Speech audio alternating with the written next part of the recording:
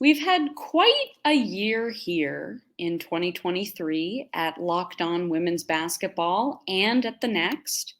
And I have Isabel Rodrigues here to break down a special project she helped put together to help us reflect on what we accomplished in the past 12 months. The Locked On Women's Basketball podcast. It starts right now. Ogumbawale for the win. Good! You are Locked On Women's Basketball, your daily podcast on women's basketball.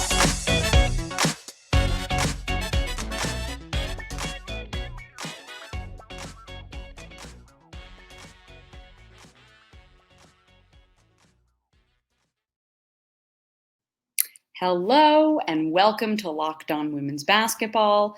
I'm Jackie Powell. I am one of your, usually it's on Friday, hosts on this program. Today, yes, it is on Friday. At the Next, we run this podcast. I cover the New York Liberty. I help with our social media strategy, and I've covered women's basketball nationally at many other places.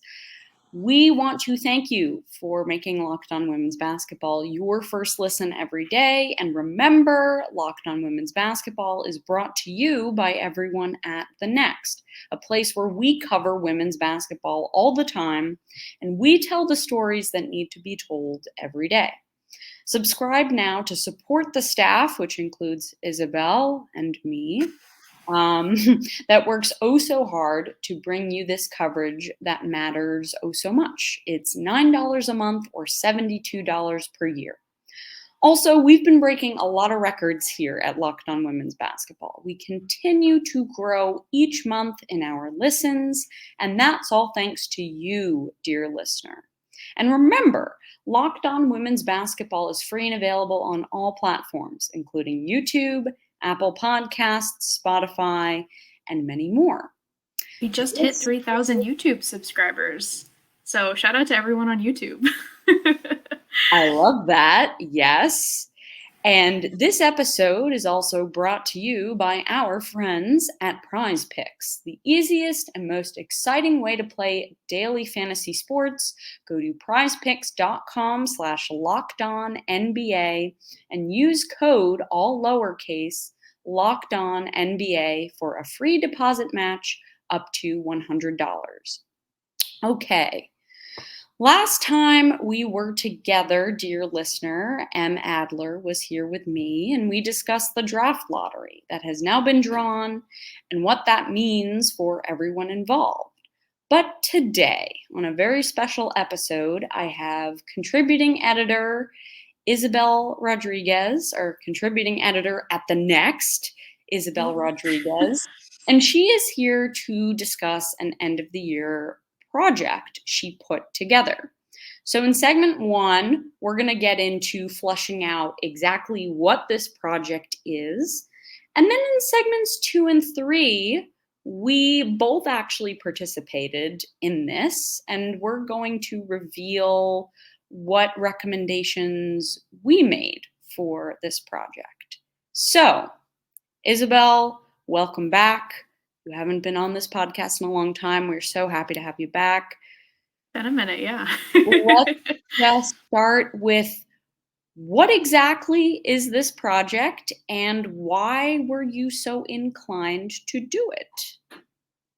Yeah, so the general gist of it is that we had our staff members give up a couple recommendations from the year of stories that they enjoyed writing themselves the most, or that they really appreciated from other staff members, stories that were really memorable to them from the entire year, as a way to kind of celebrate the end of the year, since I'm a sappy individual and I love like end of the year wrap ups. I'm a big fan of Spotify Wrapped, even though I'm not a big fan of Spotify.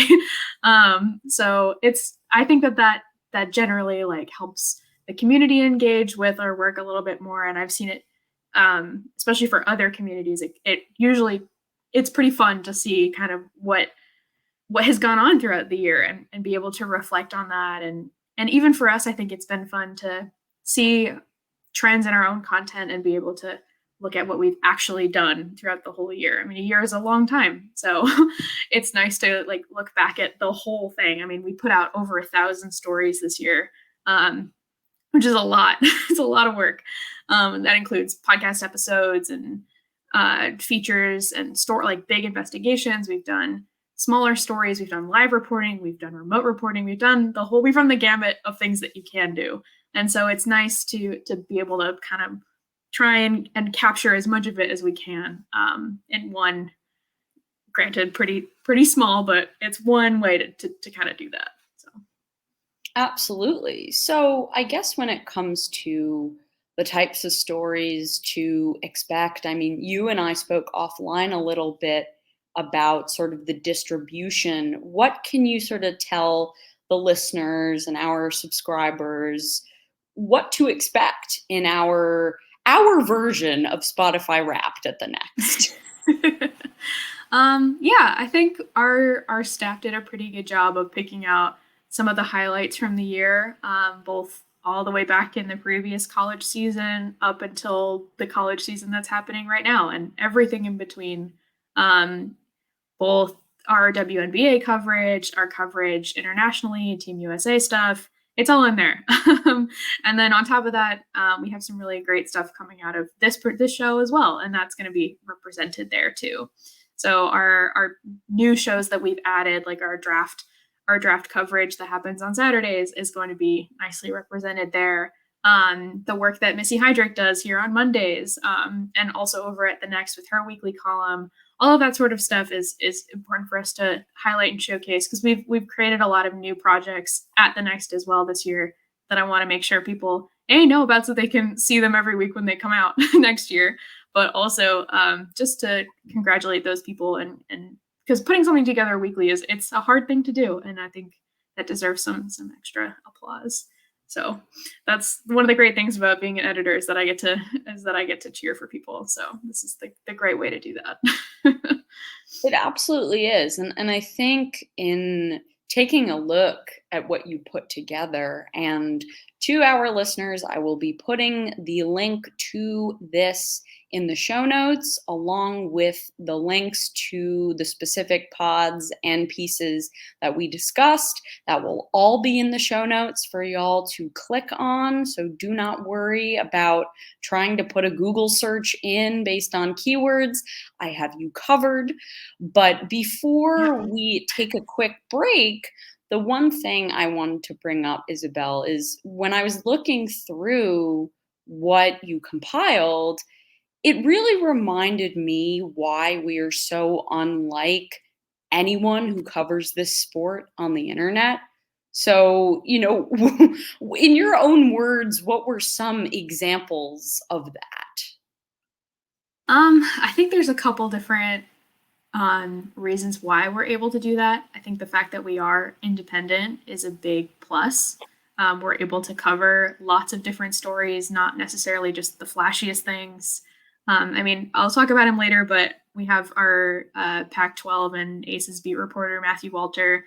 He puts out some of the maybe nichest stories that we have, but they're consistently some of the most entertaining, and the ones that I end up leaving the most, having learned lots of new things from. And that's just something that, not every outlet is going to greenlight a story like that. And that's the great thing about being able to be at The Next and to have this platform to use, is that we get to do those things that not everyone else is going to be able to do. And then, I think it also shows just how wide our coverage is as well. I mean, we cover leagues that nobody's touched in a long time. I mean, there are stories that I've heard from some of our reporters about being the only person in the room, being the only one at a press conference. It's not uncommon. And even as much as media representation has grown in the sport and is going to continue to grow, I mean, there's only so much. The only thing that we can do is to keep showing up, And so I think that this really shows how well we do that and how consistently we've been doing that, and hopefully how much longer we will continue to do that. Hell yeah. I mean, that also includes our WBL coverage, which, I mean, as you said, it is a league that does not exist anymore. But we don't just have reporters, we have historians. We have T. Baker, Kiri, we have Natalie Heverin. These are people that are trying to make sure that these stories don't go unturned. So in segment 2, we are both going to give our picks for stories of the year from both of us. But first, I want to talk about our good friends at BetterHelp. And this is a very important reminder for me to make personally. And so first, this show is sponsored by BetterHelp.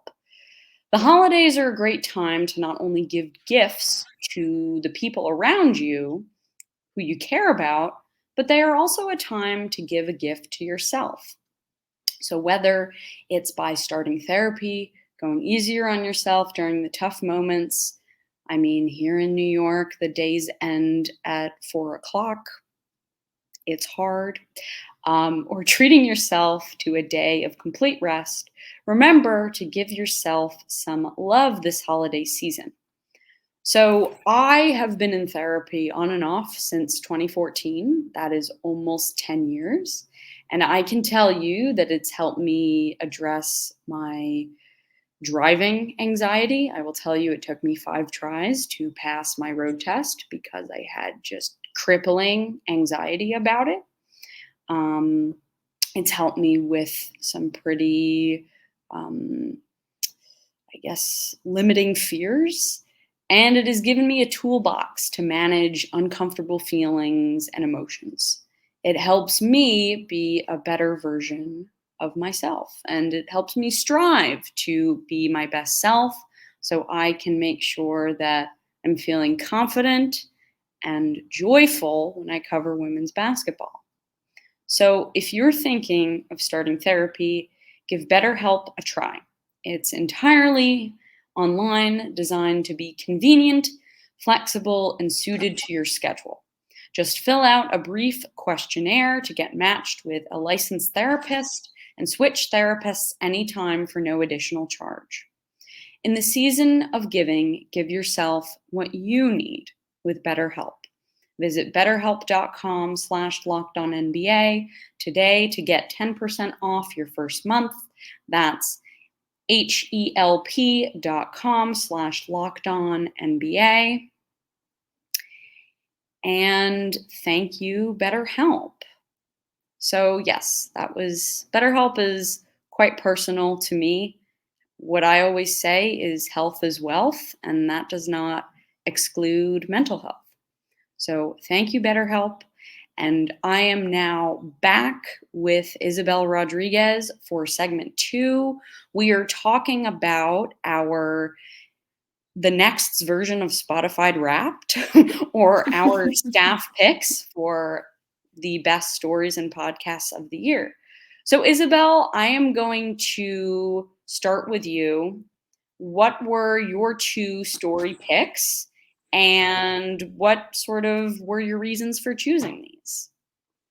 Yeah, so first I went in for, I think this is just like a classic that it's going to come up every year, a similar type of story, but I think the way that this author did it is just really unique and special.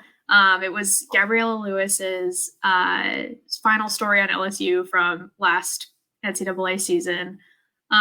It's called LSU Stuns, Builds Legacy and Program's First Championship. And it's what's on the ticket. I mean, you get exactly the story of how they managed to turn this whole thing around and go from that team that had the really weak schedule in the non-conference season to, winning the whole thing. And she really starts with that. And I think that what's really unique about it is that she has this wealth of reporting that she's been doing all season, and you can really see it shine. It's not just from the fact that she's able to link to stuff that she wrote like at the beginning of the season that she's referencing now, but it's also allows her to build these characters and kind of conclude their quote unquote character arcs, so to speak. Especially, her coverage throughout the tournament was really consistent. she was reporting basically every day, which honestly is even more impressive. We can talk about that on its own. But I really think that this was one of the most important stories that we put out in the year in terms of just like showing what you can get if you really invest in the time and the space. You give someone the space to do this, to actually do the work, you'll get something great in the end. And I really think that it's worth the trip down memory lane, not just if you're an LSU fan, but also just in general to celebrate the culmination of a really great SEC season and Gabriella's work all last year and culminating in this final story of 2023 for that. I mean, the LSU story is one that defined 2023, not only for women's basketball, but for women's sports in general. I mean, you can say what you want about SNL. I'm a comedy fan, but the fact that they had Punky Johnson on Weekend Update playing Angel Reese, that means something. Anyway, Oh, yeah. the second story, which you alluded to in segment 1, tell us about the Matthew Walter story, the one of many. One of many, yes. Something new. So the other story that I picked was one of my favorites from Matthew this year. He has a lot of great work that he does with the WCC, the Pac-12, and with the Aces. He's a very busy person, and he's also a Dobo, if I remember correctly. So he's a very busy man. He's an assistant coach. Oh, he's an assistant coach. Great. That's awesome. Even better. But yeah, he does a lot of great work. And I think that this is one of the best that I could remember just going through his back catalog.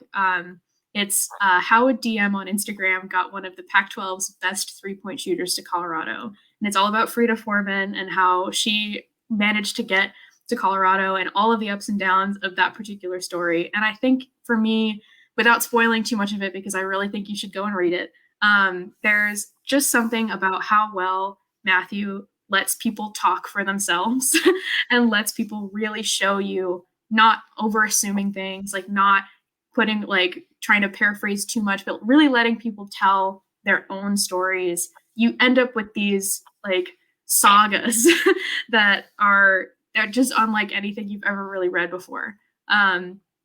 And I think especially with how well Colorado has done this year, I think it really set the stage for how much the program has grown. It really shows how much work they've been putting in. It didn't just come out of nowhere, that they beat LSU to open the season this year. I mean, this is something that the program has been building on, finding those unique players and unique avenues to finding those players as well. So I really recommend this one. And I think Matthew did a really excellent job, especially reaching out to multiple different people. I just think it's excellent. Absolutely. Okay.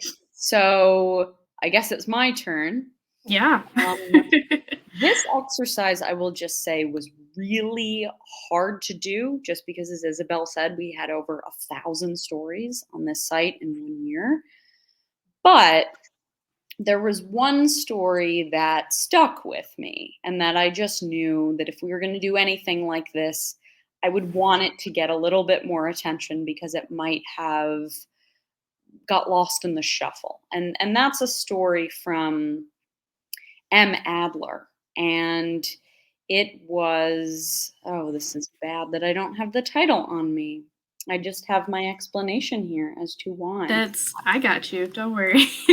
It was how Becky, Hammon, Asia Wilson, and the Las Vegas Aces took over the WNBA, which is a great title, I will say also. It is. So, okay, now I can say the reason why I picked this. So, M does a lot of great work, as we know. She's working on draft scouting. She's looking at trends in the WNBA. She looks at weird quirks during the college season. But one thing I love about what she does, I mean, I love almost everything she does, but when she writes about basketball trends, she uses history as her way of explaining how the game has evolved. She's able to compare the trajectory of the W to the MNBA, which I think is important. I think it's important because this league being the WNBA, started 27 years ago, and the NBA started over 75 years ago. This story, M writes a lot like how Mike Freda writes in his book Spaced Out. And so Spaced Out is this historical book that also puts in it teaches a lot of basketball scheming. So I've learned a ton from reading this book when it comes to defensive schemes, where they've come from, offensive schemes, all of those names. And it's much more complicated than just a pick and roll. I mean, this goes in depth. So M essentially applies that style of writing to the W and to this very recent moment that is going on in the league, where Becky Hammon becomes a head coach of the Las Vegas Aces, and essentially it changes the whole league stylistically. So while you'll read this and you'll be like, oh man, the Aces, yes, they are the back-to-back champions. They rule the WNBA. Some people may think, oh, it's a one-team league now. Not exactly. M, in a very skillful way, finds a way to also say, well, their journey to the top came at some pretty hefty prices. And she explains that. She talks about what happened with Dearica Hamby. She talks about the salary cap circumvention scheme. There were a lot of schemes that the Aces have adopted over the years to get what they want. That's just the truth. So I really appreciated how this was not too biased, but also really trying to pick apart why recent WNBA history has happened in the way that it has. And I definitely talked way too much about that. My second one is from Jen Hatfield, and oh my God, there is so much work that Jen Hatfield does, and she does it so well. I don't know how. Jen, hat tip to you if you are listening. But there was one of Jen's many mystic stories that really got me, and this was one she wrote when the Mystics retired Nikki McCray's jersey. And this was months after she died of breast cancer. Was it breast cancer, I believe? Or was So I can't recall. She died of cancer. It was incredibly sad. I mean, the whole basketball community, our hearts just felt really heavy when this happened. And for the Mystics, she was one of their early defining players alongside Shamika Holdsclaw. And Jen finds a way, and mind you, the Mystics lost this game to the Dallas Wings. And it's really hard to write stories, really good stories after losses, to be quite honest, because people they're a little bit, or they can be a little bit less chatty. And so Jen does a wonderful job here of painting the scene of Nikki McCray's family being there, what they were doing, watching their every move, their faces, their facial expressions. I mean, you feel like you were in the arena reading this. And I mean, I read this and I started tearing up. I mean, it is a really moving story about a really sad thing that happened. And so yeah. Those are my two stories. So before we go to break, I just want to say that I'm going to embarrass Isabel a little bit because her prioritization story that she wrote in the beginning of 2023 is a must read. I'm going to put it in the show notes. I'm also going to embarrass Michelle Smith, who wrote a wonderful column about WNBA roster cuts, which goes as a wonderful compliment to Isabel's prioritization piece. Okay, so our final segment, we're going to discuss some episodes of Locked On Women's Basketball that we liked the most. But first, I want to talk about our friends at Prize Picks. So, with the college basketball and NBA season here, you can now pick combo projections across football and basketball from the Specials League. It's a league created specifically for combo projections that includes 2 or more players from different sports or leagues. For example, LeBron James and Travis Kelce and Caitlin Clark at a 10.5 combo of 3-pointers made plus receptions. Want to play alongside some of Prize Picks' favorite players like rapper Meek Mill and comedian Andrew Schultz? You can now find community plays under the promos tab of the app to view entries from some of the biggest names in the Prize Picks community each week. Prize Picks even offers a reboot policy so that your entries stay in play even if one of your players gets injured. For football and basketball games, if you have a player who exits the game in the first half and does not return in the second, that player is rebooted. Prize Picks is the only daily fantasy sports platform with an injury insurance policy. Go to prizepicks.com/LockedOnNBA and use code LockedOnNBA for a first deposit match up to $100. Prize Picks, daily fantasy sports made easy. Thank you very much, Prize Picks. And I am back here with Isabel Rodrigues. And Isabel, let's get into it. Your top Locked On Women's Basketball podcast of the year. So my favorite podcast from the year, I think, is important because it celebrates one of the more important, like under-celebrated people that work for us and work for many different news places and sports in particular as well. And that's our photographers. It's an interview with Alex Simon and one of our great photographers, Domenic Allegra. I think it happened right in the middle of the WNBA season on an off day where maybe there wasn't a ton going on. They came together and just talked about Domenic's career and how he creates his images and his workflow and how he makes things happen and how he gets such awesome shots. And there's a great photo that goes along with it as well. I love Domenic's photos. I think he does an excellent job. I think all of our photographers are excellent. And they really make our work shine even more, which is great. And so I think it's a really awesome way to celebrate the work that they do as well. So yeah, shout out to that episode. Yes. So the episode I chose is one from our Monday host, Missy Heydrich. And Missy just brings a contagious energy for every episode of the pod that she does. And so what I found incredibly impressive about this one, and this was her explaining her preseason college top 25 picks. And so this went on, I believe, in like September, October. So first of all, it's very hard to do a show solo. I think to be able to keep people engaged in what you're saying without having someone to bounce off of it is very difficult. And Missy finds a way to guide you and keep you wondering and keep you guessing.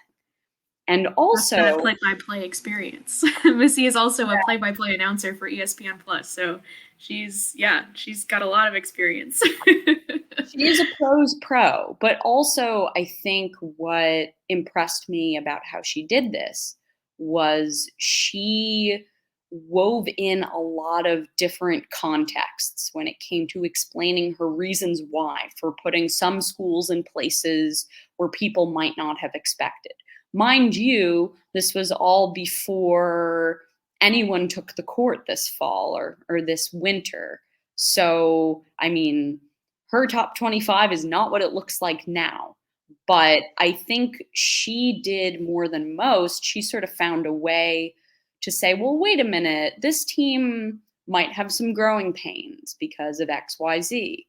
A lot of people do preseason rankings just based on the talent on paper. So the nuance that she did her rankings with really jumped out to me. Yay. So before we go, and yay is right, I do want to just shout out one of Natalie Heveron's pods, and she is one of our folks covering the WBL. And so for the league's 45th anniversary, she, did a lot of podcasting. The 1976 silver medalist and Naismith Hall of Famer Gail Marquise, she came on and she spoke about the Olympics and the WBL. Also she did a pod about the 45th anniversary. I also want to give a shout out to Adler, Hunter Cruz, and Lincoln Schaefer, who launched the Draft and Scouting podcast this year. Their top WNBA prospects, their top 15, was an episode that many of our folks on staff really liked. I also want to give another shout out to our fearless leader, Howard Megdal, who did a podcast about Sacred Heart being a Cinderella during the NCAA tournament. And going back to what Isabel said earlier in the show about how we cover stories, big and small. We cover stories about schools that are, flashy, under the radar. This was a very good example of, a story that not many people told. So there's plenty of more of those types of stories for you to peruse through in this kind of conglomerate of all of them that we put together. So make sure to take a look. It'll be like front and center on the webpage for like all of the upcoming weekend. Yes, because we at the Next, we need to we need a break. We do. We need a break. For but sure. We want to thank you, our listeners, for making Locked On Women's Basketball your first listen every day. I am cat sitting and one of the cats is scratching something. My goodness. I want to give a huge thank you to Isabel for hopping on the show today. Isabel, the internet is sort of spread out these days. Where should people find you and follow your work on the interwebs? Unfortunately, it's still Twitter. Sure. Until somebody makes me, I will be on Twitter. You can find me at Isabel Barroso 78 there. Or at the Next. That's a better place. You can find my stuff at the Next. I'm always editing and working, so. thenexthoops.com. Also, Locked On has launched the first ever national sports 24/7 streaming channel on YouTube. Locked On Sports Today is here for you 24/7, covering the top sports stories of the day with local sports experts of Locked On, plus our national shows that cover every league. Go to Locked On Sports Today on YouTube and subscribe to the first ever national sports 24/7 streaming channel. So this is the last time that you all will see me until 2024. So dear listeners, I hope you have a wonderful holiday season and a happy and healthy new year. This is Jackie Powell and Isabel Rodrigues. That's me. we are signing off. Ogunbowale for the win.